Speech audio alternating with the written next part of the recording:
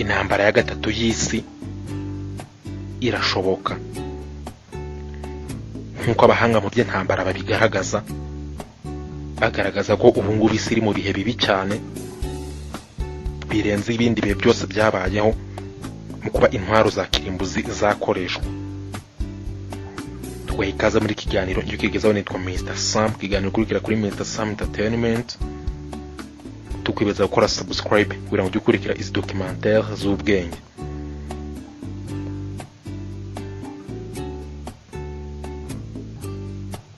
Tekereza kuri ibi bintu bibiri. Icya mbere, ubu tuvugana Uburusiya bumaze kwigarurira uturere twa Donetsk na Lugansk turi mu burasirazuba bwa Ukraine.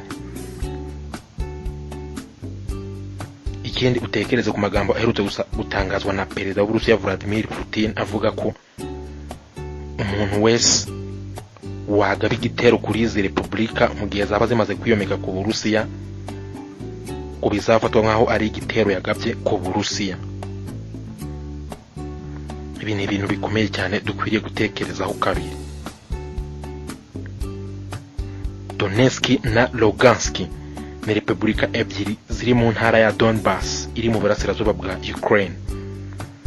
Zamaze kwigarurirwa n'Abarusiya, none mu buryo butunguranye abayobozi b'izi repubulika ko ari babiri batangaje ko bashaka gukora amatora ya kamarampaka cyangwa se referendum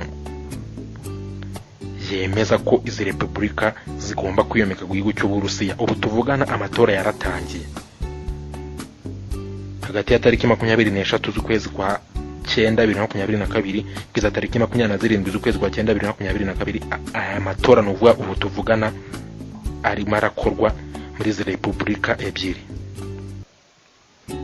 Igiteye ubwoba hagati aho, aya matora niyemeza ko izi repubulika ebyiri zigiye kuri ku Burusiya, bizaba bivuze ko habaye ubutaka bw'Uburusiya, bityo ingabo za Ukraine niziramuka zibeshye zikahagaba ibitero nizibeshya nk'uko Vladimir Putin abivuga,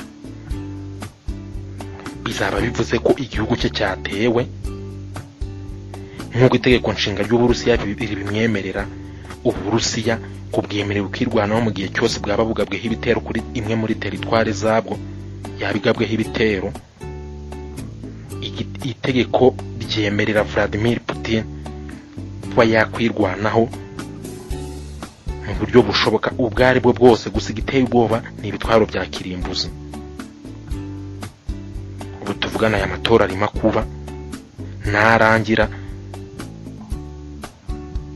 bizaba bivuze ko Donetsk na Lugansk habaye ubutaka bw'Uburusiya nk'uko intara ya Crimea yabaye ubutaka bw'Uburusiya guhera mu 2014. Ibi biteye ubwoba cyane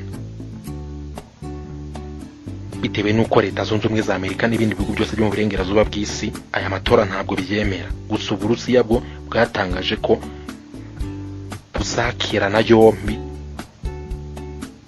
ibizaba muri aya matora, mu gihe abaturage bakemeza ko haba mu Burusiya zahita haba ubutaka bw'Uburusiya.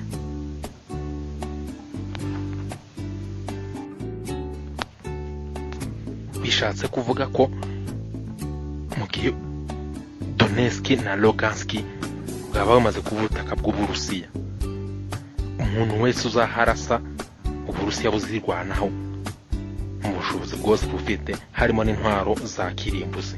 Kandi mu bigaragara hagati ya Leta Zunze Ubumwe za Amerika n'Uburusiya